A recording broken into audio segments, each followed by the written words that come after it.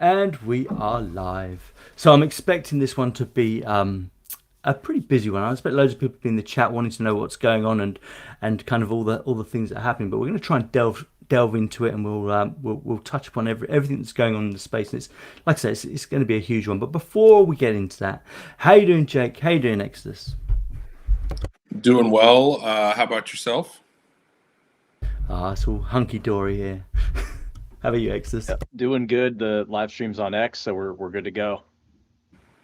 Fantastic. Yeah. So, like I said, busy, stressful last few weeks, but we're coming out the other side of it, and it's pretty awesome. So, what's happened? So, last week, or I forget what day we're in now. We're in Tuesday, so it was what Friday or Saturday. Decred released the 2.16 release of Decred, which was an optimization, efficiency, and kind of all these things mixed in, but it also had an emergency consensus fix kind of bundled into it as well, which was found just a couple of days earlier. So we managed to, or the team managed to fix it within a few days.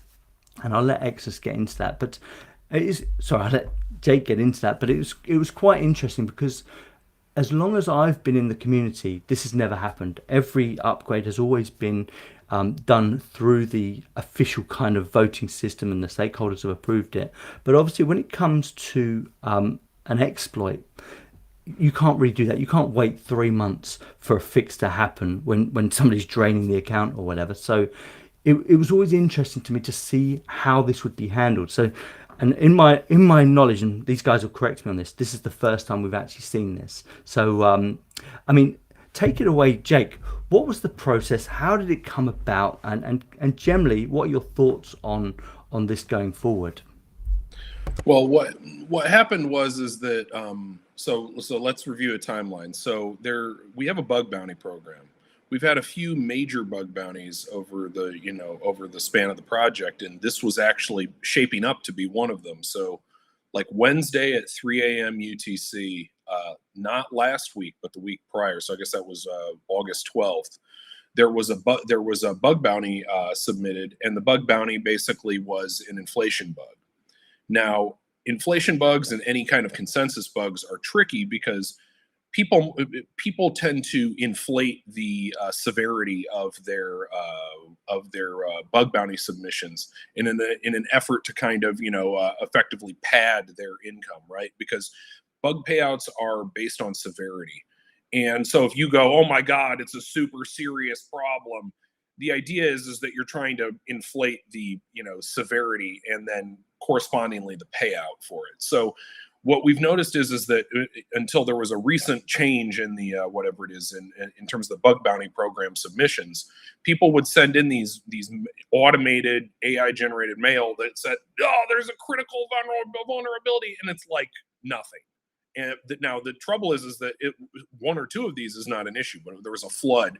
So then we had to basically turn it into a submission system where you make a small Decred payment. I believe it was $5 US equivalent in Decred, and then you pay that, and then you submit the bug. So this bug shows up, and it took Dave about like a day to confirm, yes, this bug is indeed a consensus bug. It's serious. It's an inflation bug. So he started working on a fix. Well, over the weekend, I think it was Sunday, we started to notice that there were problems with DCR data. DCR data was throwing weird errors and was basically knocked offline, and we're like, what's going on with this? We didn't think that much of it. We weren't paying super close attention to it. Well, the same thing kept happening through Monday. And then eventually we noticed that, oh, wow, there are these transactions that it's sticking on. What are these transactions? And then, we thought, hey, we should take a closer look at these transactions. Sure enough, it ended up that these were double spends, which is why DCR data was basically throwing a fit. So as a function of that, then we go back, and then Dave C had mentioned, oh, well, by the way, there was an inflation bug that was submitted about a week ago. So the timing is a bit weird. So we go back, he spends, the point at which we realized the problem was pretty serious was basically, I think it was Monday afternoon. I forget what day of what the date was, but it was the Monday after the 12th. I guess if that's the 12th, that would be the 16th. Yeah, so it was like August 16th on Monday afternoon, like 2 or 3 p.m. We're like, okay, this is a serious problem. We need to look at this. And then it took Dave like an hour or two to confirm, yes, it actually ended up being the same bug that there had been a bug bounty report for, I think it was like 5 days prior. So when we saw that, we were like, oh man, this is a bummer. And on top of that, it's like Dave had mostly prepared a fix. So we were lucky in the sense that a fix had been mostly prepared already for it. But the downside, of course, is that typically when you prepare a consensus fix, you prepare it with the assumption that it hasn't been actively exploited. And the reason is that once it's been actively exploited, you need to quirk your code so that it allows those blocks where it was exploited, assuming you don't do a rollback, and then and then have it basically clamp and take effect as of a particular block height. So there was a little bit, there's a fair amount of extra work that had to be done there, but that was sort of what went down and, how things shook out. And by the next day, so it was Tuesday, I think it was the 17th. So Tuesday, the 17th, we had we had a release out and ready. And I think it was around 11 a.m. local time. So that's something like whatever it is, 1500 UTC. We had a basically version 2.1.6 released. So that's sort of that was last week, and it was a rough week because we spent a lot of time staying up fixing this. Yeah, I mean, firstly, incredible work, and thanks for yours and the team's effort to kind of get this done and to be so vigilant about it. And one thing I will say is that, like I said, this has never happened before, so the actual process was always going to be a bit weird. But one thing I really admire about you and the team is that the disclosure was done in a very orderly fashion. So the first thing that happened that I saw was on all the main channels of Decred, it was critical fix, stop running, voting, and mining, which I thought, okay, that's serious, that's bad. But it basically gives everyone a heads up, something's happening, a patch is coming. And then there was an audible amount of kind of progress from that, kind of saying, okay, we've got this done. And then obviously the release came out within a few days. And then obviously a few days after it was fixed, we then get the full disclosure. There's a Twitter post now that basically runs through most of what Jake has just said. So I think generally that is definitely the right approach for these things. It wouldn't be acceptable to say, hey, we have to do a proper consensus vote for this. And I think the way that you guys have done it is probably as close to perfect as could be expected. Going forward, obviously we are living in turbulent times. These new models of AI are ridiculously effective at just automating through all of these processes and finding all these bugs. I mean, going forward, would you tweak anything about the process? But is there also anything that you might do to get ahead of this thing? In terms of getting ahead of this, it is a bit tricky because a lot of these models are set up such that they make it difficult for you to hunt for bugs because the model, the big LLMs and the companies behind them recognize that people can use these to in a very, very much a malicious cybersecurity context. So if you're going to be scanning for vulnerabilities and looking for exploits, in a lot of cases, some people have said to me, Tivra has said to me, if you start looking for bugs, a lot of the time you have to be careful about how you execute it. So it's not as trivial as find exploits in code base X, because when you do this, the models will push back and be like, oh, this is a cybersecurity thing, we're not going to respond here. So you have to be, there's a particular way you have to go about it. And I think that the fruit is not so low hanging as, hey model, find me the bugs in this thing, right? So you need to kind of know what you're doing. That said, you don't need a level of knowledge that, say, like, if you or anybody here is familiar with fuzzing. Fuzzing used to be it was sort of the, before LLMs, was the way to hunt for bugs systematically in code, to find unhandled edge cases and basically unexpected behavior out of software. And so that required a certain level of sort of expertise and skill to set up and maintain these fuzzers. And so that the level of skill required has dropped, but it's not zero. It's not like a Google search, right? It's not like you show up and you talk into a microphone and it'll be like, Xbox, find all the vulnerabilities in Decred, and then Decred collapses or something, right? So there's some nuance to it. And then in terms of getting ahead of it, it's like, I expect a lot of projects are going to have a lot of trouble with this going forward. Now, one of the benefits of Decred is that we have Dave Collins, and Dave C has been basically building this consensus stuff since 2013, when we started working on BTC Suite. And a benefit of that is that focusing on test coverage, especially for consensus code, is really important. So we inherited that focus on consensus code from our BTC Suite work, but there's always more complexity added. When we worked with Taco Time, there was a fair amount of consensus code added, and this bug was actually in that consensus code. So when you inherit code from somebody and it doesn't have test coverage, particularly consensus code test coverage, it is no small task to write that. I mean, like, I think that the kind of figure that we talk about is that it might take you 20% of the time to write the consensus code, and then 80% of the time to write the test coverage. And then in a lot of cases, you actually end up having to rewrite code when you write the test coverage, because in order to write the test coverage, or you write the test coverage and you're like, oh, I got to write the code just this particular way so that it can be tested.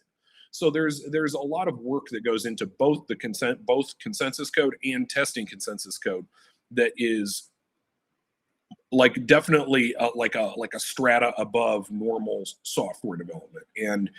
And so as much as there is a concern, hey, LLMs are going to show up and basically punch holes and break tons of cryptocurrencies, we do have the luxury that we have an unusually large amount of test coverage on our consensus code. So we're in a better position than a lot of other projects.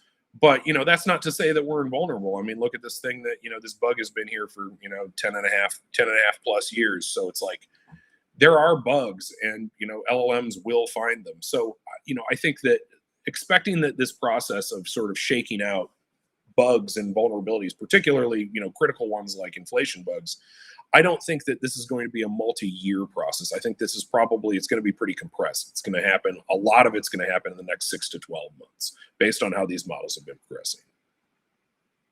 Yeah, I mean, I couldn't agree more. And one thing that I particularly like about the fact that we've used Golang is the actual testing facilities on that language are huge, actually. So it does allow you to a lot of or more efficiently do testing coverage, which is great. Probably more, and like I said, I'm not an expert on C++, but or C, is it C++? Yeah, but I'm pretty sure theirs is fairly limited at this point. But thanks for that coverage. And just to on the final part of that, is there anything you would do differently next time? I mean, personally, I think you guys pretty much did the right approach to kind of disclosing this and the timeline. But is there anything else you might change? In terms of things I would change, I guess one thing that we would do is that we could have reacted faster. Now, that said, in the past, when there have been vulnerabilities, we have never seen a vuln submitted, or an exploit submitted via the bug bounty program get exploited before we fixed it. We've never seen that. That's a first. So it's obviously not a great pattern to see, but it's a one-off at this point. It's not yet a sort of a full-on pattern. But in terms of what we do differently, maybe be more aggressive timeline wise in terms of getting a fix out. I mean, we were planning to make a release last week anyway, probably towards the later part of the week, but it was like it went from, hey, yeah, let's get a release going maybe Thursday or Friday, to holy shit, we need to get a release out like yesterday, basically. So that's obviously a pretty unpleasant situation to find yourself in. And so, in terms of aggression, it would really be, I think we could have been more aggressive about the timeline, just because it's like you never know if the submitter is going to just, decide to run the exploit on mainnet, which looks like what happened here. That looks like the most likely explanation. That's not to say there's lots of metadata supporting that. I mean, blockchains and all, it's like, how are you going to get attribution? It's not like you ask the blockchain, who submitted this transaction? So it's like, there is a little bit of, it is a little bit nebulous exactly how this happened. But if it hadn't been found for 10 and a half years, it's reported, and within 72 hours, it's being exploited on a mainnet. And like, another 48 hours later, it's on, 72 hours on testnet. And then like 36 hours later, it's on mainnet. You can kind of piece together what probably happened. And so, responsivity and aggression is something we're planning to have basically a monitoring system in place where if there are suspicious transactions in the sense that they could be violating consensus rules, we have a system that's going up for that. It should be up and running in the next few days. The other thing that we had talked about doing is monitoring the deployment of a fix like this. Decred wasn't designed in mind with emergency consensus fixes in mind, but as we're seeing with LLMs, emergency consensus fixes, they're not going to ever become the norm. But if they do occur, we want to know how much of stake has upgraded, how much of the hash power has upgraded, and we're not really set up for that right now. The existing block version and stake version that we use for our consensus upgrades, there's all kinds of constraints on those version things. It's version numbers. It's like, oh, you can't bump the version more often than, you can't have two versions running at the same time, two new versions, and then one has to activate before the other. There's all kinds of rules about activation and stuff. So that's not really suitable for gauging, how quickly do we get this deployed. So that's another thing that we're thinking about adding in terms of improving how we can respond to these emergency, scenarios. Another thing that I figured I'd say is that, there's normally when there's a consensus change, we vote on it, and we vote on that as a matter of policy. So if there's a policy change, like, oh, we're going to start issuing more coins, or we're going to issue less coins, or we're going to, invalidate this type of transaction, we're going to add new opcodes, whatever it is that we end up doing is, something that has to be approved. Whereas in this scenario, it's something happening that is unapproved and is like basically unintended behavior. So it's like when unintended behavior happens, like it's a legitimate bug and it's a serious problem, we will deploy emergency updates. Yeah, great explanation. We should probably cover like the funds taken as well, exploited for, and also the point that you made in your post where it's already been covered by coins that haven't been minted. And just one more thought before I let you take over is also, before the show we did talk about a Zcash and kind of having zero knowledge and really obscure privity, which would have made finding this particular bug a lot harder, or finding out if it had been exploited in the way it has a lot harder. So I mean, did you want to go into that? Sure. So the total amount that was generated by this bug was a net amount of 2,077 Decred and change, and so it's not a huge amount of Decred. And if it had been a larger amount, we would have had to make the difficult decision to go, does it make more sense to do a rollback, or does it make more sense to do or does it make more sense to do to just fix it and keep it going? Because 2,000 coins is, it's irritating. I don't like to see that, but I also don't want to, I don't want to make a policy change and try to hunt the person, basically blacklist the coins or something like that, or execute a rollback, because it causes serious problems for users, particularly places like exchanges that can get hosed if you do a rollback. So there were a lot of considerations that went into sort of how we responded that were based on the amount that had been generated. So the amount generated was like, just over 2,000 coins. And then to put that in context, we also have voting, right? So if a vote is missed, that subsidy never gets issued with Decred. And then the voting also modulates how much the miners get paid. So if there's if there's one vote missing out of the 5, that's 20% less subsidy for the miners. So when you tally up all of the missed subsidy from staking and from mining, the total amount missed to date is 215. It's like over 215,000 Decred. So even though there was 2,000 generated by the inflation bug, which is obviously undesirable, in the grand scheme of things, it's way less than the total amount that was missed to date. Just by merit of how our consensus system works. So this doesn't lead to any net inflation. And then in the future, if we were to adjust the issuance schedule, what we could do is that we could issue the missed amounts, but then of course we would remove the amount that snuck out in terms of the inflation bug. So in the total, the net of this is that it won't affect the 21 million hard cap that we have in place for Decred. Now, in terms of how this fits into something like Zcash and Monero have obfuscated amounts. They're obviously big privacy projects, and they have they've gone much further down the privacy rabbit hole than than we have with Decred. Because we had transparent amounts, we could relatively easily spot the double spending and stop it.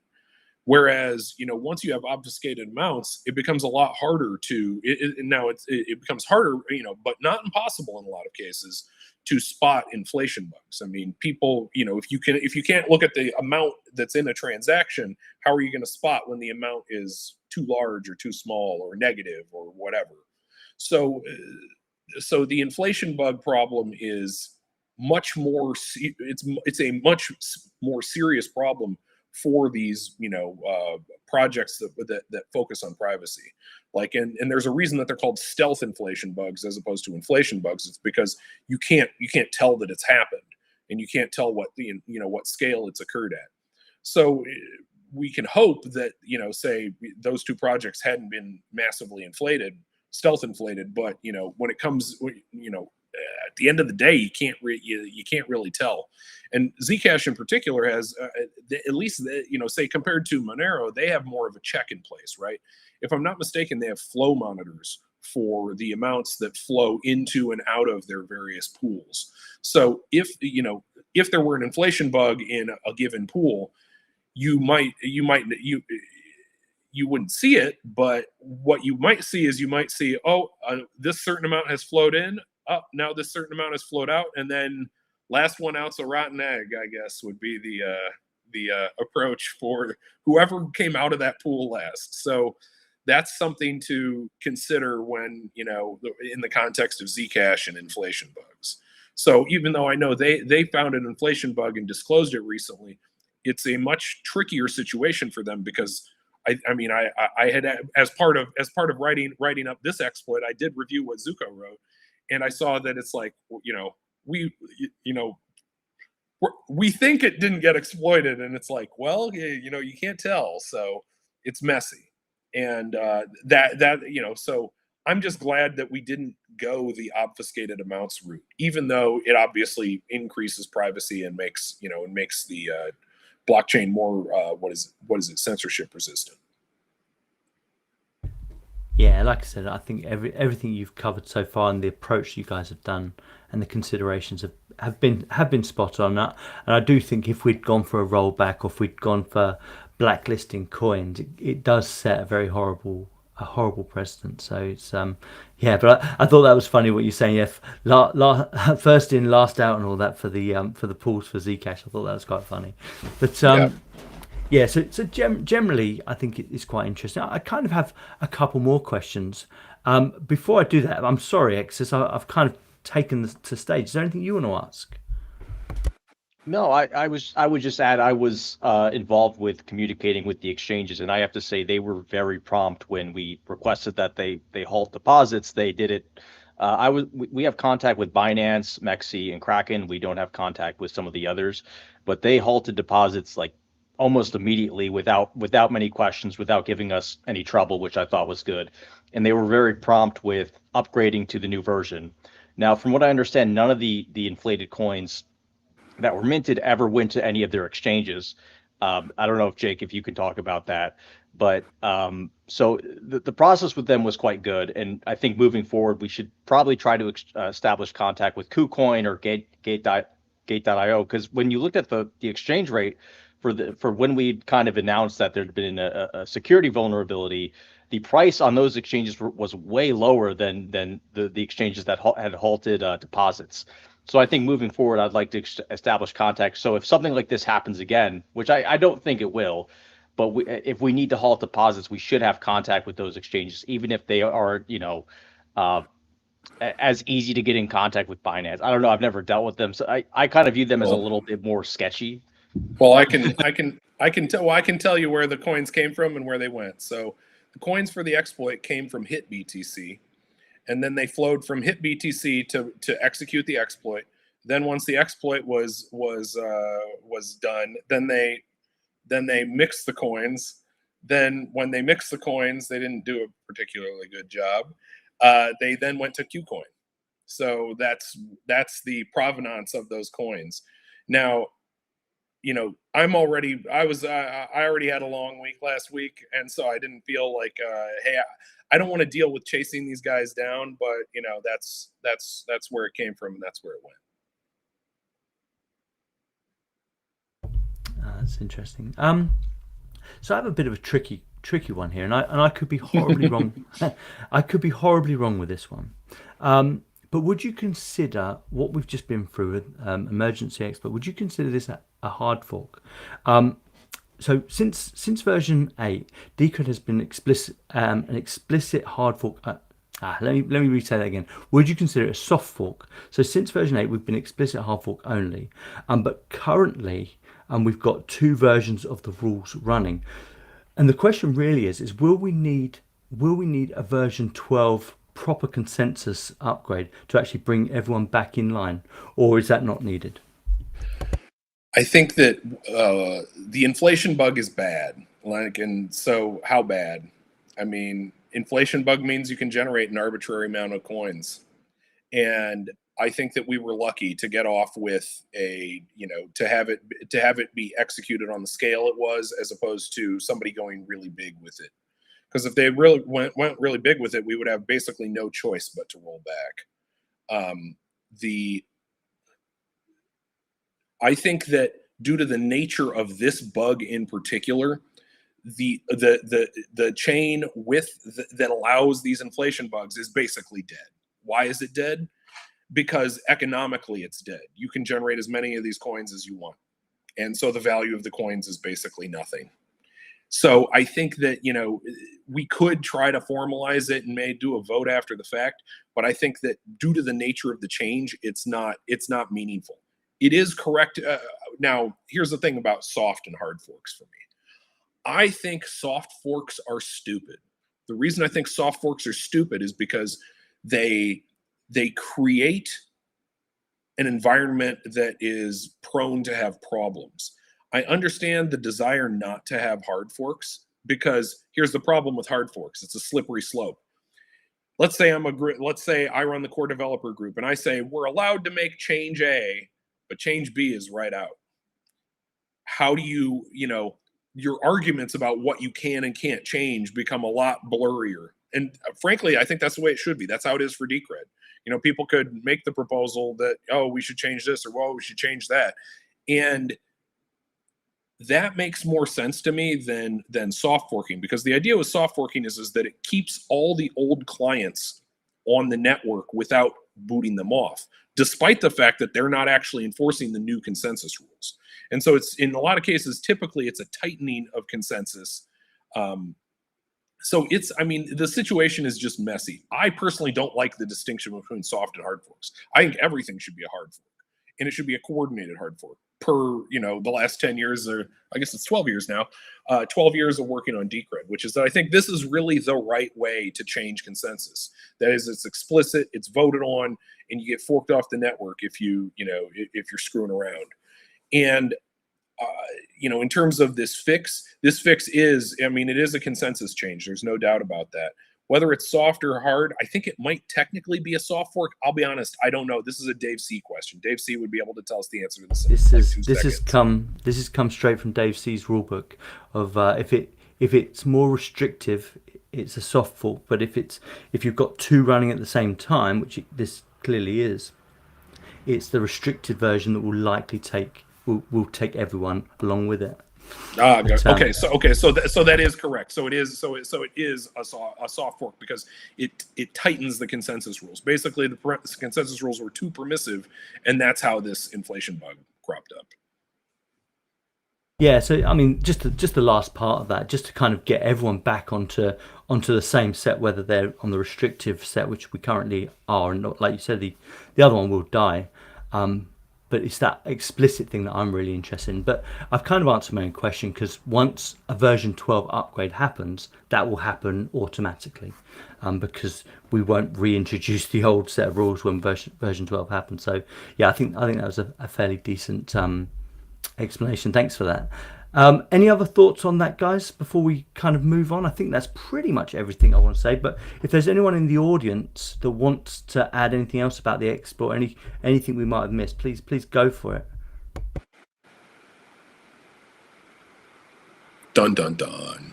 And we're done. Yeah, but no, sorry. I would just add that I was shocked at the number of missed votes had tallied that much missed DCR, because that's one of the worst scenarios, is like, oh, there's going to be more than 21 million coins, and that's going to make things pretty complicated. But then you look at the number of missed subsidy, and I'm sure there's other elements of Decred where people miss coins, like especially from the airdrop. So the number of Decred in circulation is going to be far below 21 million, and I thought that was a really cool figure, and I'm surprised we've never discussed that before. Yeah, it naturally comes up here because, right, the challenge with inflation is that, I think one of the main features of cryptocurrency is a deterministic, finite issuance. And so, or fixed issuance maybe is the better way to put it, is like, I'm not a fan of tail emissions. I'm not a tail emissions guy. So the way I see it is that making sure that, hey, these it's not going to break the 21 million maximum issuance, sort of hard cap is important. And so that's why we sort of, it came up. It came up too when, like I was talking to Dave C about it, and he's like, well, something else to keep in mind about this is that there's a bunch of missed subsidy. And I'm like, oh yeah, I completely forgot about that. So Dave C definitely was the one to be like, by the way, this is also relevant. I'm just going to go on mute for a second. I've got the ice cream van outside my window, so it's just going to... You guys just talk amongst yourself for a sec. You're going to run outside and, get 4 ice creams? It stopped at the minute, actually, but in a moment you'll hear the blaring music. It's a lovely event. We do like it. Once a night we get this. It's summertime here in the UK, and we're enjoying the nice luxury heat that we don't normally get. But so we've got some questions. Hold on, there's one just come in.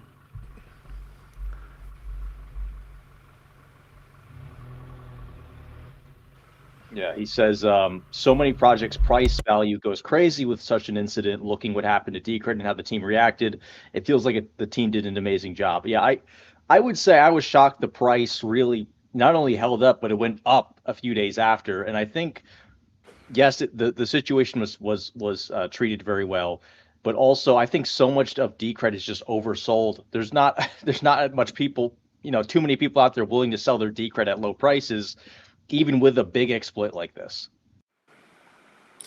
Yeah, I mean, I sense that a lot of the people, a lot of the Decred bears, they exited long ago. So it's like it doesn't take much to get to for the price to jump. So even mildly, I mean, the irony being, like, an inflation bug is like, I mean, for me, like, I feel like it's embarrassing, but like Dave C is like, obviously super cross about it all. But I guess it's good, it generates some attention. It's like drama on a it's like drama on reality TV, right? The drama is what sells. They're like, oh, you're an upright or immoral person. We don't care about that. We want to see you throw something at dinner, right? Yeah, I feel like any other chain, it would have been an immediate 30% down, and in Decredit didn't really do much, which is crazy. Yeah, I think like I said, I mean, the Bears were Bears, and maybe there's one left on Binance, but it's like there's not really a whole lot of bearish sentiment or bearish what is it, participants left. Yeah, I mean that's my hope, and I've said it publicly now, but I am expecting a massive run up to Christmas now. Decred just looks, unless we get another exploit, in which case that could set us back. But Decred, yeah, I'm not going there, and I will say all going well. I think we're going to be on a pretty decent run now. And I did ask Dave C to come on today, but obviously it's been a very stressful week for him. So I didn't push him too hard on it, but I'm sure he'll catch up with us next time. Now, Lost My Seed has a comment for you. Ooh. He said, "I'd love to hear Jake's take on the current unfolding Bitcoin BIP 110 drama and their hard fork that happens September 1st, and their adoption of Blake 2B hash algo, and all the kind of Bitcoin nonsense around governance and basically making a statement about our governance kind of being underrated as well." And I mean, what are your thoughts on? There's actually two forks coming out. Go on, Jake. I'll try to keep it as reductive as possible, and this may anger Bitcoin people. So, my take on governance in Bitcoin is that Bitcoin governance is mining. It's hash rate. It always was. That was how it was designed. It's one CPU, one vote. It says that in the white paper. And at some point in roughly 2013, I think the Bitcoin core devs realized, oh man, the miners, it's basically just a bunch of Chinese people. And that means that we have no say basically over the governance of our own project. Now, they didn't admit this publicly. Maybe they made a few comments that would suggest this. But what happened is that upon that realization, they basically came to the conclusion the only way for us to govern this project, or to govern Bitcoin, is to basically invalidate proof of work as a governance mechanism. So they invalidated proof of work as a governance mechanism, installed themselves as central planners, and basically anything that the Bitcoin core devs collectively agree on, however that process happens, because it's very black boxy, whatever they end up agreeing on is what goes, whether it's SegWit or, whatever, what's the other one, Taproot, whatever decision ends up getting made is, the way the project goes is how they choose. And that is a very brittle governance system. And it misaligns incentives so that basically a handful of software developers are the only people really making this decision. And everyone else just has to kind of suck it up. So what's BIP 110 in that context? I'll be honest, I haven't even really been following what BIP 110 is. It's just another sort of centrally planned blob of consensus changes that somebody wants to push on Bitcoin. And because it's a centrally planned governance system, what happens is, okay, you don't agree, it becomes like a Stalin scenario. Like, how there's the meme of Stalin airbrushing people out of the photo.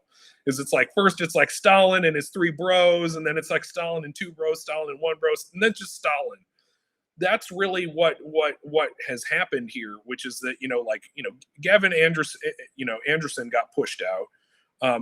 Other people, basically Luke has been pushed out, And so what happens is either you go with the central planning committee or they push you out. And that's a pretty shit governance system. Now it's great if you've captured the existing governance system, or you're part of the groupthink that is the existing governance system. Because to you, it's all roses and pink, like pink glass, what is it? Rose-colored vision, right? It's everything's great because you're on top of the world and no one can really oppose you. So what does that lead to? That leads to conflict, and there's no resolution. The BIP 110. Can you remind me what the BIP 110 changes are? It's like something about mining, or I can't remember. It's pretty bad. So Luke, for a long time, has been anti putting junk on the chain. So he basically, they started doing ordinals, and ordinals went on there, and all these pictures and things. So basically, he started a mining pool and a node pool, whatever. I'm not sure how that system works on Bitcoin, but it basically said, hey, we're going to censor out all this. Basically, if you filter your transactions through us, all of this junk won't happen. So that was his main mission. It's just basically censor data that isn't transactions. And now he's just taking it further. That BIP 110 proposal was obviously what he was trying to implement, presumably as a policy change, but now he wants it obviously into consensus. And there's been some interesting discussions on this, because there are actual people saying, well, it's contradictory, because actually some of the data that he's trying to block would actually be impossible to block anyway. So you're still going to get a whole bunch of junk on there. But anyway, moving forward, as he's moving forward into moving on to BIP 110, he's signaled, or he's bought a whole bunch of hash power, and he's signaled that, oh yeah, the miners want to see this happen. So he's kind of put all their flags up. Miners want to see this happen. So it triggers, and the first block gets mined, and then it goes nothing. And apparently the miners weren't there. Apparently he'd bought all these miners and they weren't there. So then he said, oh no, it's not a problem. Now I'm gonna put an algo together, and it's gonna choose the next mining algorithm for us. And he went through a whole bunch of them, but the one that he's come out with is Blake 2B, which we obviously like Blake 2 and Blake 3. But it was a very random situation. But to my knowledge, it's still kind of hasn't got the feet to get started. So now I remember. Appreciate the summary, because I had forgotten. I'm like, all I know is it's like Luke is pissed off about something. He's always pissed off about something. This is the same as 2013, 2014, when they reduced I'm trying to remember, op return size from, I think it was 64 bytes to 32 bytes or something like that. And then Ethereum was like, well, we can't do this on this chain anymore, right? So this is an established pattern with Luke, where Luke doesn't want junk on the chain, whether it's Satoshi Dice or a larger op return or whatever. And so this is predictable from him. Now that said, I actually agree with him on this topic. I think ordinals is toxic garbage, and I think that it has no business being on the chain. However, here's the problem. The reason that ordinals became an issue is because of the encoding, because of the witness weighting that went into SegWit. So SegWit was kind of like a stealth block size increase, right? Because they reduced the weighting on the witness part of the transactions to 25%. And what did this do? This allowed you to have these monster honking transactions that would still get mined. And then it was a similar thing with Taproot, because Taproot can again, sort of part of the intended functionality is to have an opaque blob attached to to some of these transactions, as a way to have private things get resolved on the chain without necessarily leaking what's going on chain. Well, the problem with both of those mechanisms is both of those were basically foot guns. And what were they foot guns for? They were foot guns for people who wanted to put arbitrary garbage on the chain. That is, despite the best intentions of everybody involved, with the witness weighting and with Taproot, it facilitated garbage going on chain. And so, it's kind of unsurprising that there is garbage on chain now. I mean, you can always, and here's the thing, the reality is you can always put garbage on a blockchain. The trouble is the encoding, right? Like if you've ever sent an email and looked at like how large a file is when it's encoded for, I think it's is it MIME encoded for SMTP? The file size bloats. I think it's like a factor of 50% or 100% increase in size. So you attach a 10 megabyte document, the attachment size when it's encoded is like 15 meg. And you're like, the hell is this? Well, that's the encoding bloat. And so what both of these two features did is that they took the encoding bloat and shrunk it massively. And then once you've done that, and you've got that, basically none of the Bitcoin people wanted to back out either of those changes or modify them. So they're stuck with those changes. So then what is the only choice they really have is to lean into the garbage on chain, sort of plan. And so, in a way, it's sort of like once you've made those two historical decisions that are effectively you can't undo, you now are stuck with an unfixable situation. So you literally can't get this garbage off the chain. So I'm with, I actually support not having garbage on the chain, but I understand that from a practical perspective, Bitcoin with its, governance or, soft fork governance system that it has can't really actually back out any of these changes because you can't ever go backwards basically. And, so it's a hot mess. And, for me, it's like, I don't want that garbage on the chain either. So it's like, I think the whole thing is stupid because what does it all come back to? It comes back to governance and the fact that for whatever reason, they didn't want to do hard forks because to them, hard forks are like opening a can of worms because then anybody can make any change as opposed to just strictly, just this minor tinkering with things and then maintaining a Microsoft Windows like backwards compatibility with everything. It's like, and then was there another part to the question? I'm sorry, I just got ranting on BIP 110 for a while, and there's a lot for me to say. I think that was pretty much it, just about the drama and the governance, and it's basically about saying, hey, you know what, governance is a big deal. But I must admit, and we air quoted soft fork governance there, but when you think about the whole SegWit scenario, and you put Dave's analogy right next to it about having a soft fork has to be more restrictive in nature. And all of a sudden, because they've separated the witness data out, they can now bloat their blocks to 4 megabytes because old nodes don't need to read the witness. So basically, the old nodes are trusting the new nodes to do the right thing, and they're just carrying on. So in actual fact, the old nodes have to upgrade, and it is a hard fork because they've actually expanded the thing, but they've cleverly done it by separating these two things out, where the old nodes actually don't have to recognize that or put that into their block. So that was a very weird scenario, and I do think they did cause their own problems because when you offer cheap storage space, like people are going to take it and they're going to try and fill it, and like you said, it was 25% discount or something like that. 75% discount. So it's 75. Yeah, sorry. 25%. So it's like if block spaces cost X, it's 25% of that if you stuff it in a witness. And then it's like, and then Taproot, sort of made the problem even worse in the sense that it made the use case stuffing random opaque stuff in there, so you basically can't censor it. So it's like, it's just it's a hot mess.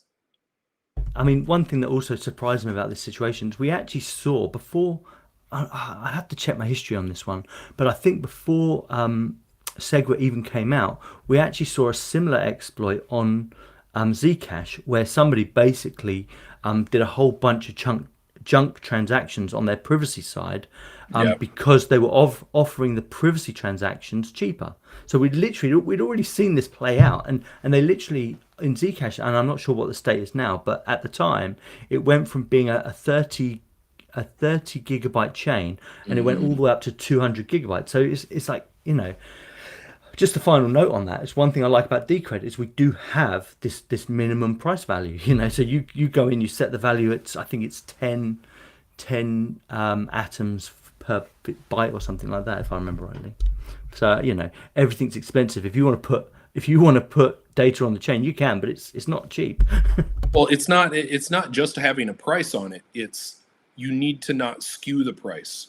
That is that once there is bias in the price, people take advantage of that. I mean, if we were to be like, oh, well, this certain data is weighted like 1/4 of all the rest of the data, everyone, guess where everybody's going to put their data in the thing that's weighted 1/4 and just like shove it in there. So it's like that. And again, this doesn't completely get rid of the problem. You can always encode garbage on a blockchain, because a blockchain necessarily has like there's spots in transactions where you can like send you could literally burn coins and send them to addresses that decode to some piece of data that you want to save on the chain, right? It could be like your kid's birthday or something, and it's like encoded in these addresses, and it's like, well, now there's 0.005 less decred, and then it's like, okay, well, that's annoying, but we can't really do anything about it.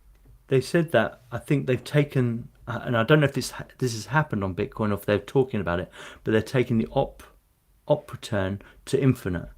So it's like that's the scenario you just talked about is actually how they would feel the blocks were junk, and it's like well, I feel what they did is that they basically painted themselves into a corner with the witness waiting and then Taproot. There's nothing they can really, basically, as angry as Luke may be about this, and I think it's righteous anger, is there's no good way to deal with it that's enforceable.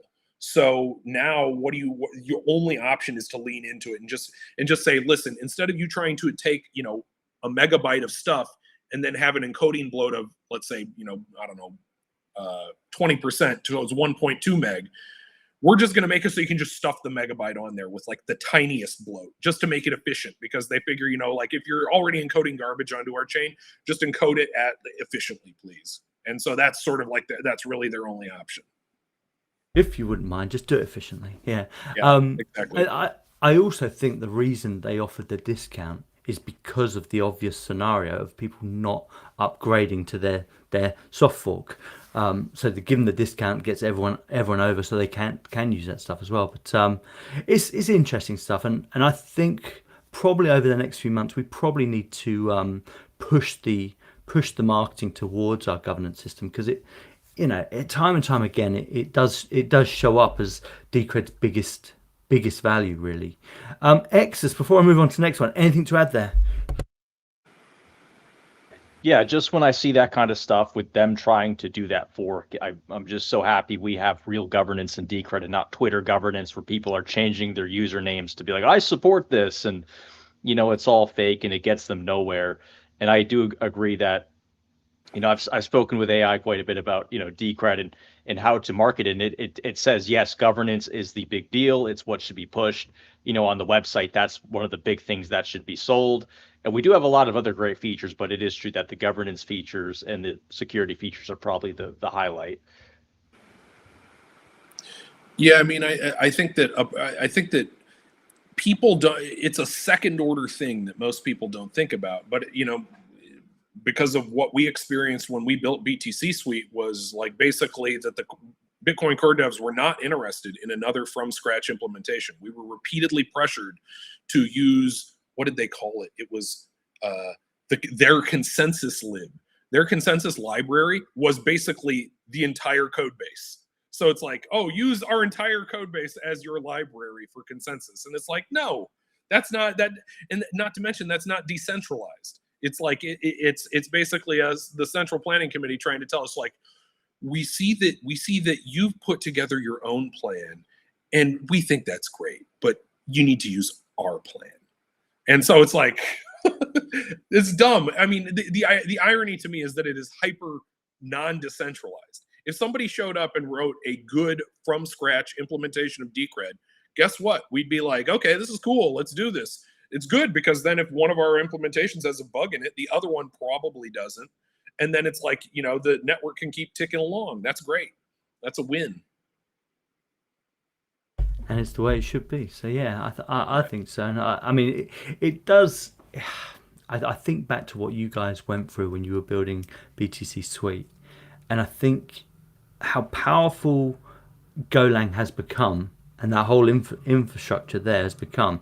I think what a missed opportunity. And I know that they use it for the Lightning Network still. So I mean, it's not all lost, of course, but I mean, it's no way near what what Dave C has made, obviously DCR, DCRD.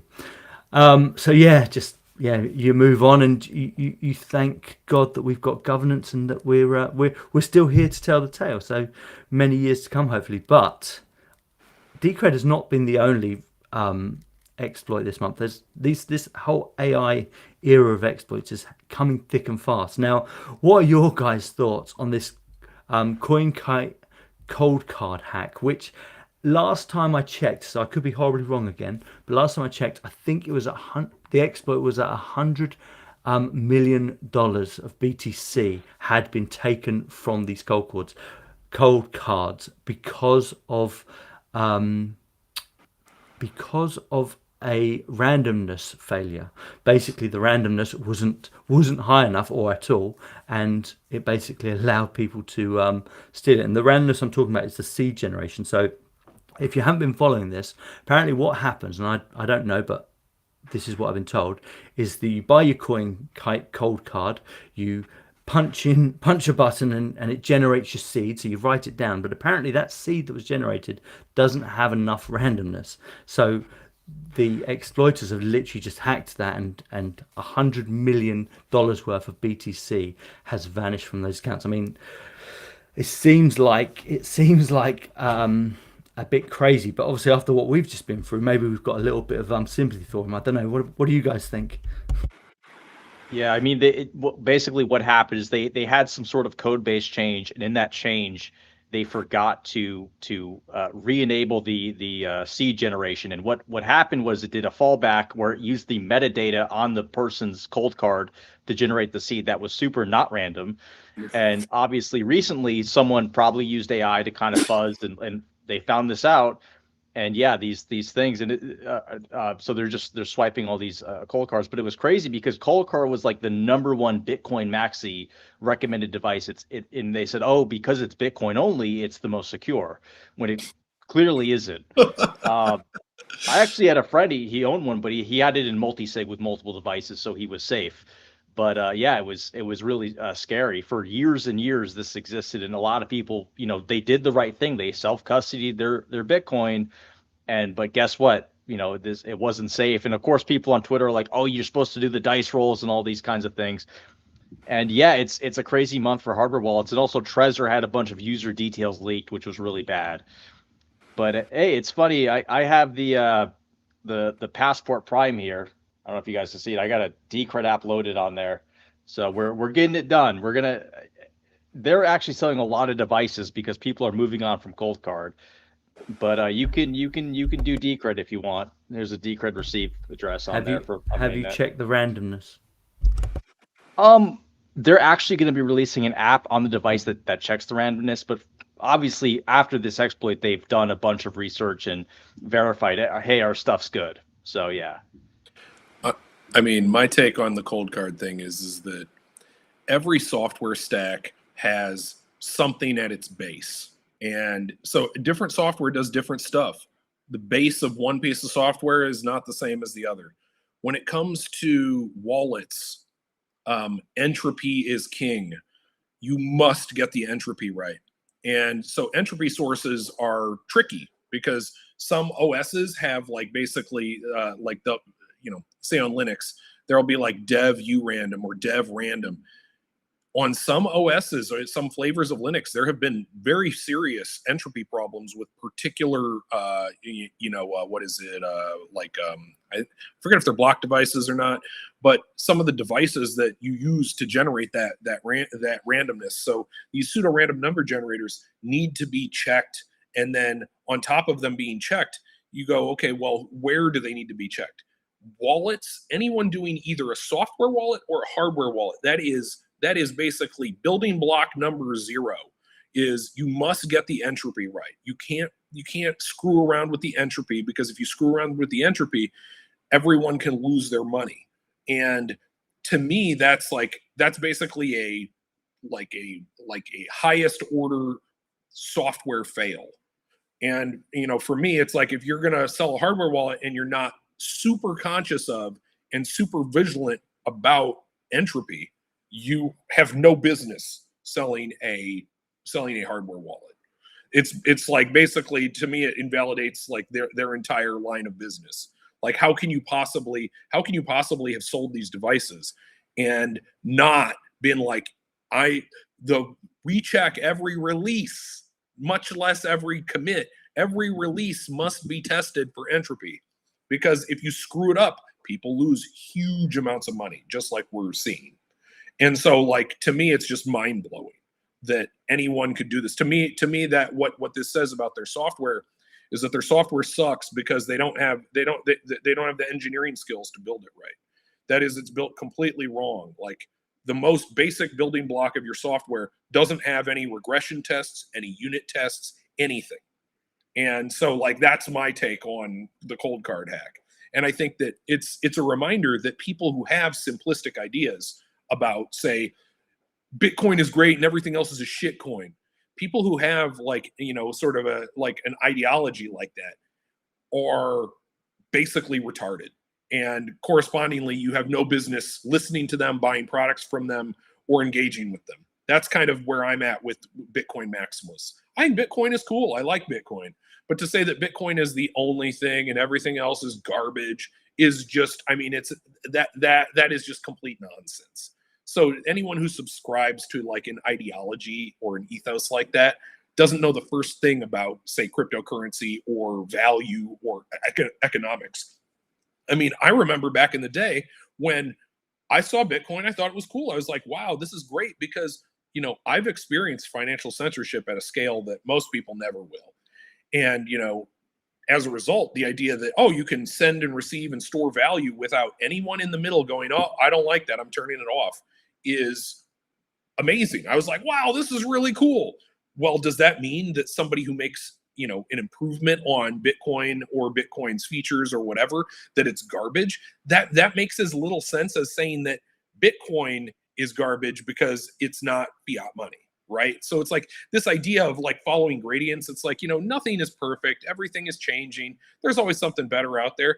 To say that, like, it's never going to get better than this is the only thing, is just so dumb that, like, I've never, to me, it was one of the things that drove me away from Bitcoin, which was beyond the central planning. It was like toxic maximalism. It's everywhere. I hate it.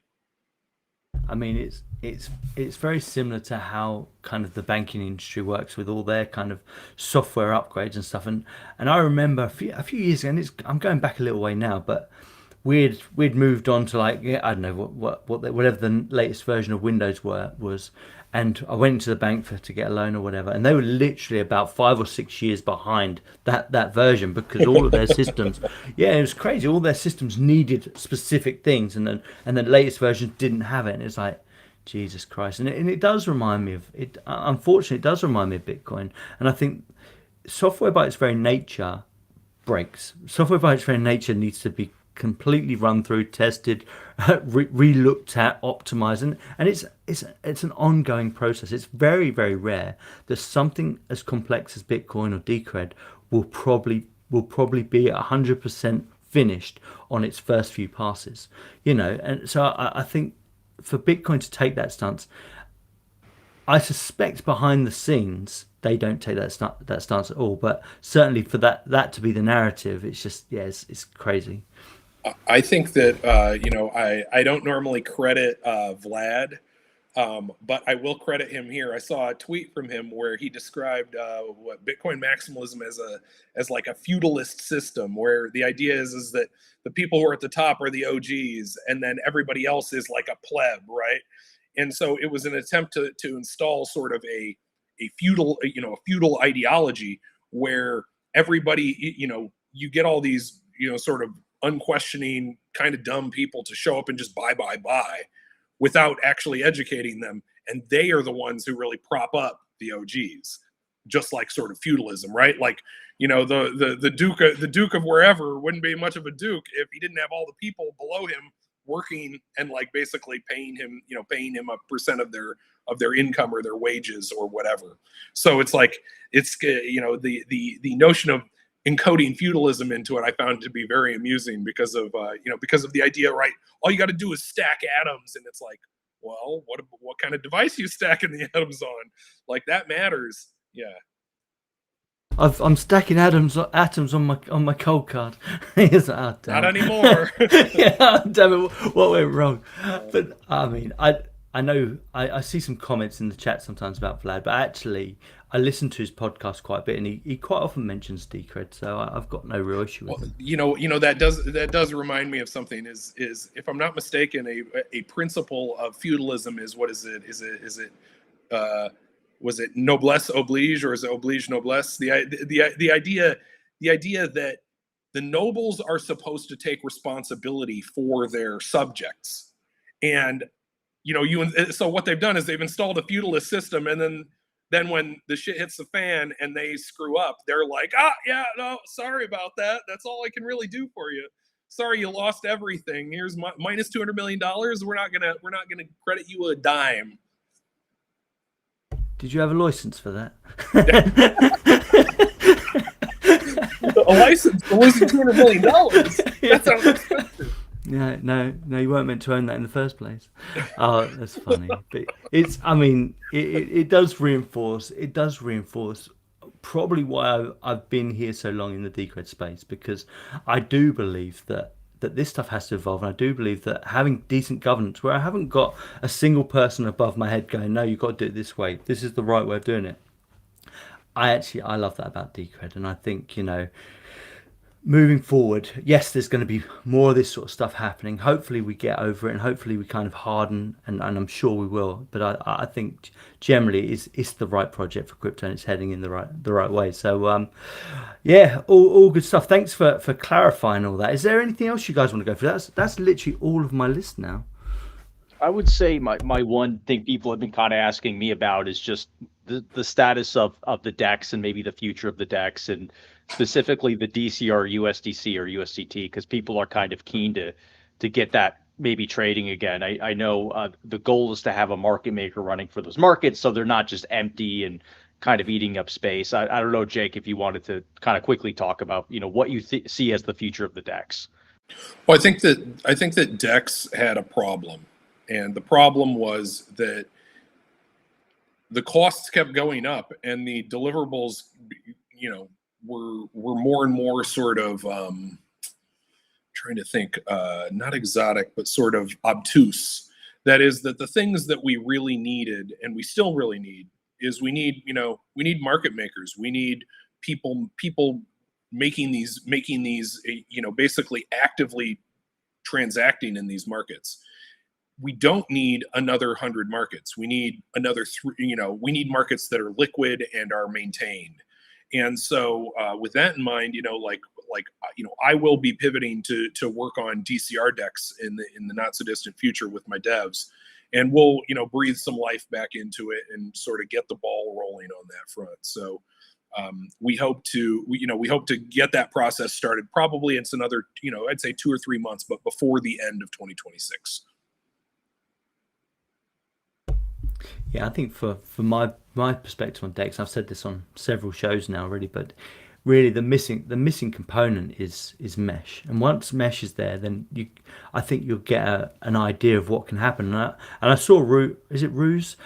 He's basically him and his library community have taken the DEX, and they've built market makers, and they're thoroughly testing it for themselves now. And I really can commend anybody that's willing to do that, so that when something like mesh does come along, they can have their own DEX platform for themselves, and it can merge into ours or whatever. And the idea that any community can run a server and all those servers are intertwined, it kind of fits with the idea of this, I think. So that Company Zero and Decred are not maintaining their servers for them, or maintaining their pairs, or maintaining their wallets, and that was definitely the way it was going with what the team of Bison Wallet were doing, is integrating loads of pairs. But it's like, well, now we've got to maintain all of them, and really we need those communities to come forward and actually bring their people with them, and their communities with them.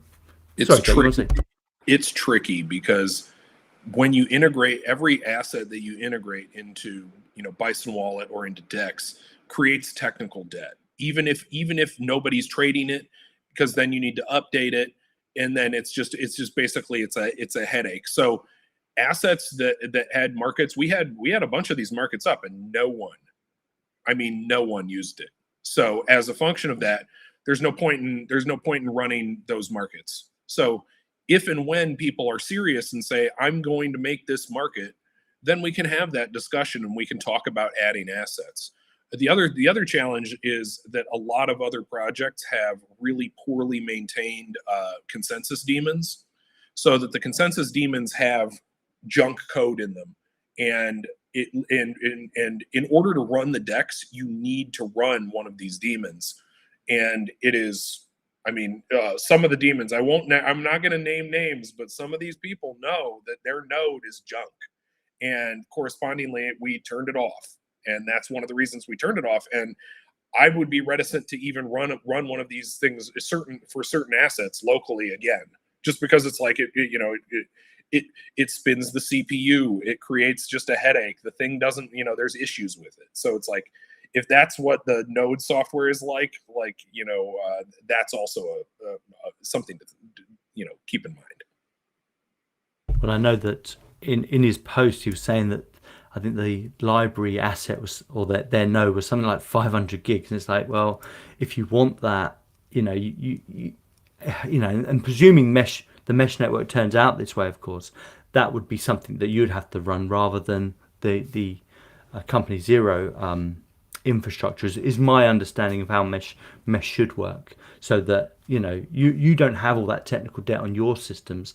If they want those systems, they run it, and then they're running obviously the central server for the mesh, and people connect into that. So, but no, I can completely see that. And we had Exodus and I have talked to literally every community that's ever been on the DEX, and one of the worst ones was probably Digibyte, where the guy literally tried to spin up their node, and it was eating through memory and all sorts, and it just crashed the whole thing out. So it does surprise me that in this day and age, so many of these really high prominent cryptocurrencies have really bad daemons and really bloated blockchain. So it does make it very difficult to kind of run that as a server. I'm thinking, but I could be wrong. I mean, do you see that being the direction of mesh, or have you got something else in mind?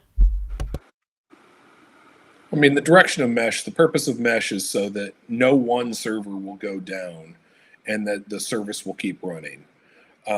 It's not meant to be, like a server mesh is usually, it's different than a full P2P network. Like, for example, if you're running a Postgres database, you would run it. There's a variety of high availability configurations you can set up. But it's pretty typical to have like basically a pool, and then there's a leader, and then everyone replicates from that leader. And if that leader goes down, there's a defined order of hosts that come and step in and be like, okay, I'm the leader now. And so that process is good. That's the kind of mesh we want. We don't need to go full P2P. Going full P2P is like, it makes sense in the context of a mempool and a cryptocurrency, but I think it's too heavy a technique to use with a DEX, because if you had a DEX that's its own blockchain, the P2P stuff comes along for the ride. Otherwise, you have to rebuild the P2P stuff, and it's no small task. It's very easy to turn into a very, very deep rat hole, which is kind of where things were going with DEX before the proposals died. Got you. Thanks for clarifying that. Yeah, so I was wrong in my assumptions there, but that does make sense. Any other things there, Exodus? Yeah, I mean, I think, in my opinion, at least, the future I kind of see with the DEX is simplifying things, maybe getting rid of some of these junk chains and just focusing on Decred. Obviously, Decred Bitcoin works perfectly. DCR, USDC, or USDT can be enabled, and hopefully people run arbitrage bots or whatever for that. And hopefully they get the mesh out, and we can kind of say, hey, the DEX is done. It's a great product. You can use it. It always exists for people who want to trade Decred back and forth. And I'm kind of surprised whoever did this inflation exploit didn't use the DEX to quickly, sell those coins they minted, which is a little odd. Well, I think that it's clear they weren't that sophisticated. They were sophisticated enough to find the exploit and run it. And I mean, based on what we saw with the mixing, it was like, you guys aren't very good at this. Yeah, I mean that can be an entire conversation of why did they only mint 2,000 Decred. And my kind of theory with that is if you look at the payout, it was 30,000 US dollars. 2,000 DCR at the time is about 25,000 US dollars. So my kind of small theory there is maybe the person who found the bug wanted to just get some Decred to kind of pay themselves for it. And they didn't want to cause too much of a fuss. They wanted to go under the radar. They didn't want to really kill Decred, but they still wanted to do the exploit for the hell of it, I If they guess. would And have it just seems like, waited, they would have gotten a full payout. It would have been 30,000 US dollars worth of Decred. So yeah, that's a messy situation. It's hard to know exactly what happened, but it really all the sort of the metadata we have points to the submitter. okay. We have one question in the chat. He says, Exodus, was I talking to you on Telegram? The answer is no, I was not. So an impersonate that Telegram is filled to the brim with bots and impersonators. And what's crazy is a lot of these exchanges do all their business through Telegram, which is funny. But no, Charlie, I was not talking to you. That was an impersonator. Do not click any links or do anything they say, okay? Well, Charlie, bad luck for you. He's an impersonator. Yeah, get on Bison Relay, Charlie. You took the words out of my mouth. I know Phoenix has been working on a lot of Bison Relay UI changes. Jake, do you ever see you guys kind of shifting back to BR and focusing like just solely on the kind of the UI and kind of modernizing it a little bit? Because That's there's a lot of things. So future directions is really it's going to be Dex for a little while to kind of pare it down, right the ship, and then if I'm not mistaken, Martin P has done a fair amount of the work, if not most or all of the work, to get us to proof of concept for mesh, and then we're going to take that, get that up and running, pare it back, basically cut out the stuff that we consider junk, and then get it to a stable state, and then we'll probably pivot to Bison Relay. So that's sort of what we have planned for the next I don't know, 6 to 12 months, starting late 2026. Yeah, sounds like a good plan. I mean, I can't rave enough about Bison Relay. I absolutely love it. There was so much stuff, and obviously you've probably seen the demos, but there was so much stuff under the hood that was just waiting to be exposed. It's like, oh my god, this is amazing. I mean, I think just over the last 3 days, I've been working on Bison Relay stores and getting a bit of help from Crumble as well, and the stores are amazing. They're so cool.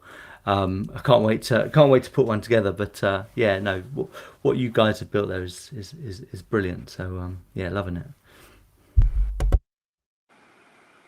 Yeah, I would say with some of the changes I made, I actually prefer Bison Relay to Signal, which is something I wouldn't have said earlier.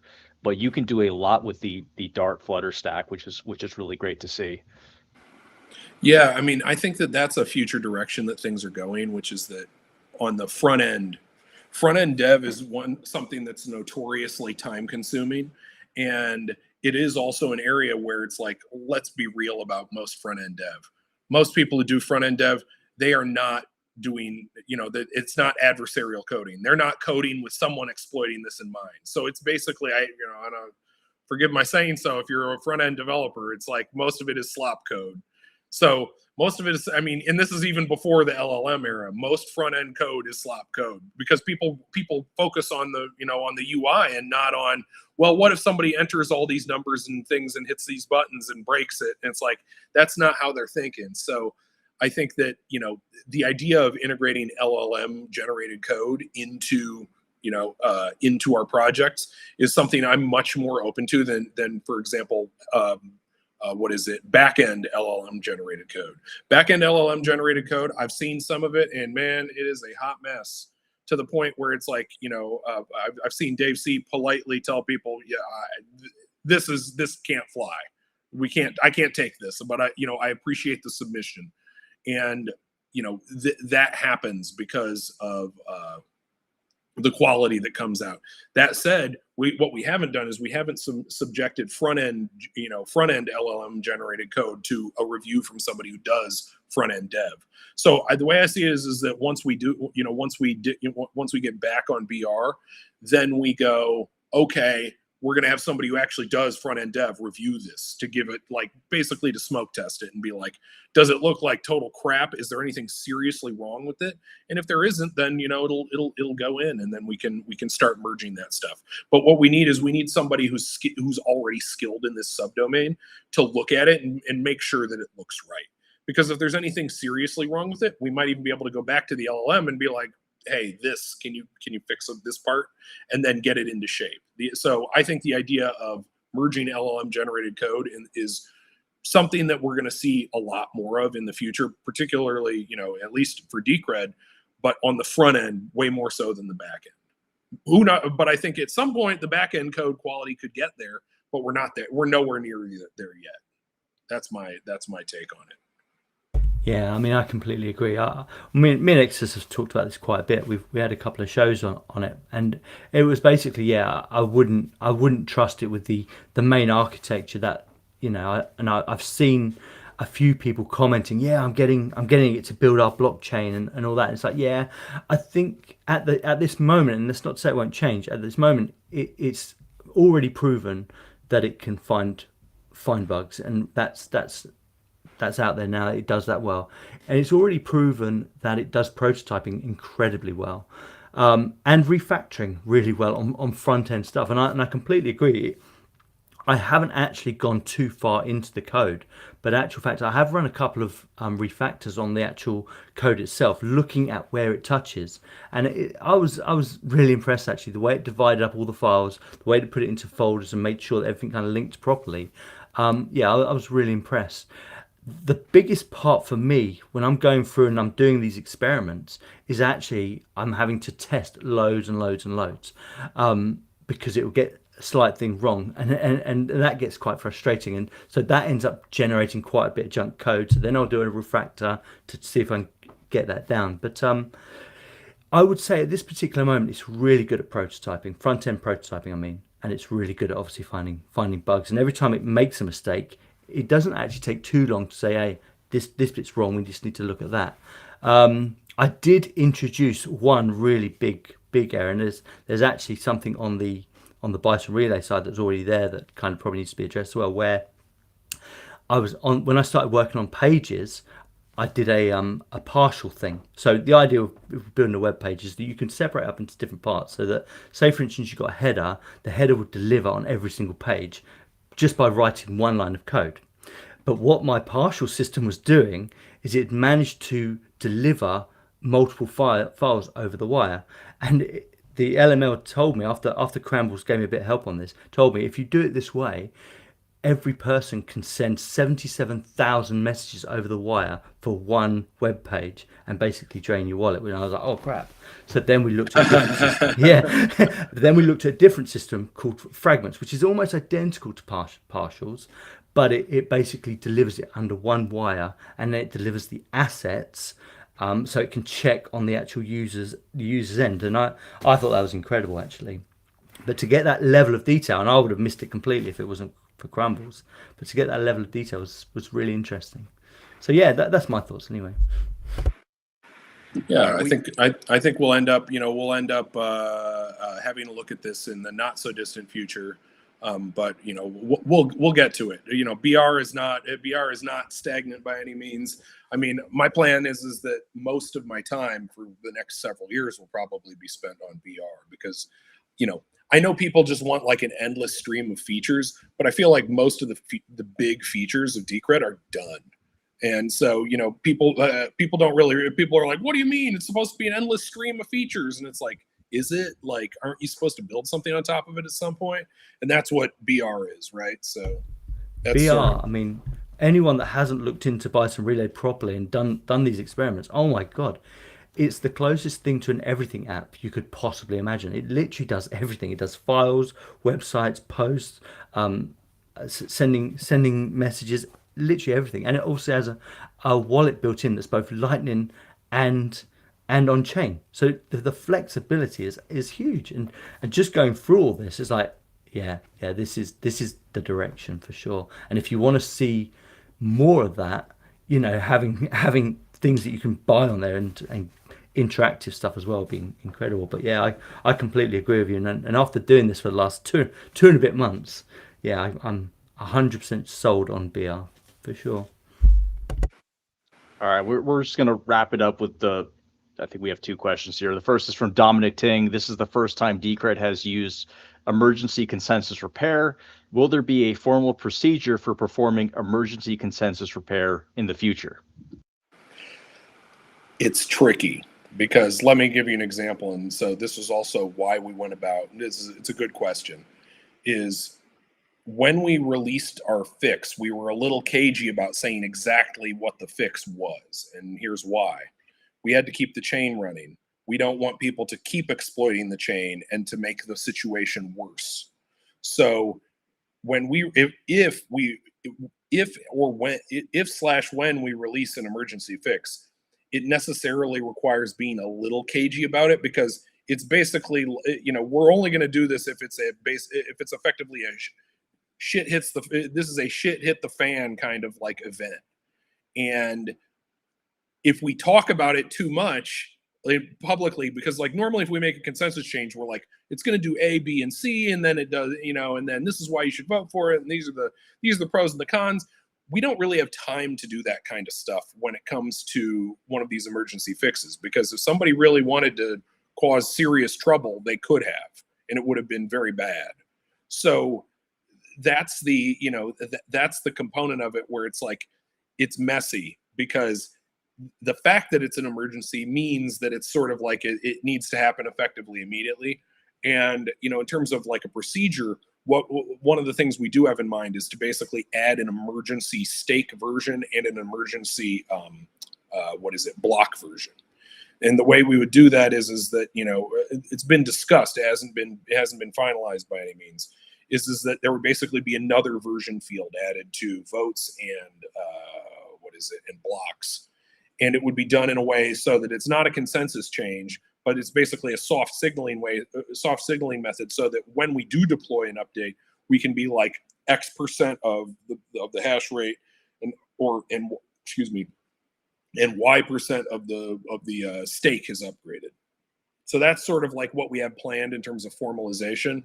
I mean, in general, I think that from a formalized standpoint, we don't really it's, you got to pay attention, and so we'll try to make it obvious via announcement channels. But in terms of like a formal plan, like it is a necessarily messy thing. This isn't something that's very easy to plan for.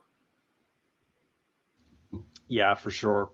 B Parlin says, do you have any suggestion for audience members that for using recent agentic development tools, a safe method to get involved and contribute? I mean, for AI, like we kind of said, it can produce really junk code. So I don't know how much of that is going to ever be used in Decred, other than what we said, which is maybe for front end work we can use it. So if you don't have any development skills, it's very risky for you to just tell AI to do things and expect us to run these things, on the main chain or through our main channels. Yeah, it's tricky. I mean, there's a lot of people who are doing LLM dev, and whether that's a good thing or not, it's a standing question mark. I think that people, like if you're not a normal software developer, it's like it comes down to trust too. It's like we're not going to merge large junk PRs that come basically vibe coded PRs. We're not going to merge them. That's what it comes down to, is that everything requires review. Human eyes and human hands and human brains must approve stuff before we merge it. So that's sort of, I don't mean to be rude, but that's sort of like, I don't foresee that changing. So even if it is LLM generated. So that's sort of where we're at. And then in terms of, how we engage with people who develop code like this, that's another matter entirely. We need to, especially if you're generating LLM generated code, if you're submitting that, we really need to know who you are. We're not just going to merge this stuff from random people, because it's especially dangerous. Yeah, what I can say is you can use the AI to help you build the Decred products from source. So if you want to make any changes for yourself, it's very easy to do. But yeah, it's a different matter entirely if that all gets merged to the main Decred chain. we're gonna do one final question here from Kenta before we wrap this up, and it says, "Hey guys, can Bison Relay serve as a more exclusive Telegram style type of communication channel?" Obviously, the answer is yes. It is. It is a more private, and it does work in a group chat. They also ask, is it or is it just with one other individual? It does support group chats. It even supports group voice chats for, I don't think many people have used that feature, but you can do voice chats over Bison Relay, which is over Decred's Lightning Network, which is really quite cool. Yeah, it's a very broad tool. It's an encrypted communications tool. So you can do, as somebody who's built a lot of stuff on the web over the past, 20 years, there's like a lot of junk infrastructure when you set up a website, when you set up a mail server, when you set up payment processing. So it kind of just takes all of those things and glues them together in a way that makes sense. And we can do that because we have Decred to build on top of. So like without Decred, we wouldn't be able to do a lot of this stuff. So, it is meant to be sort of effectively an everything app and to be more or less maxed out on privacy. So that some people, that may be a big draw for some people. It's standalone too. So for example, if you want to use it and talk to just your friends, you don't need to talk to any of us at all. Like you guys can literally set up your own communication channels, and to us, it's like you don't even exist. So there's no thought police on there going, oh, you said something that hurt someone's feelings, we're gonna like shut you off of the network. We can't even read what you write. So it's it's basically everything is encrypted by default, and then it's like, it doesn't have the signal model where we need a phone number. So there's none of that. You just need a little bit of Decred, and in a lot of cases, we will send you the Decred if you ask for it and give you an invite just to bootstrap you onto the network.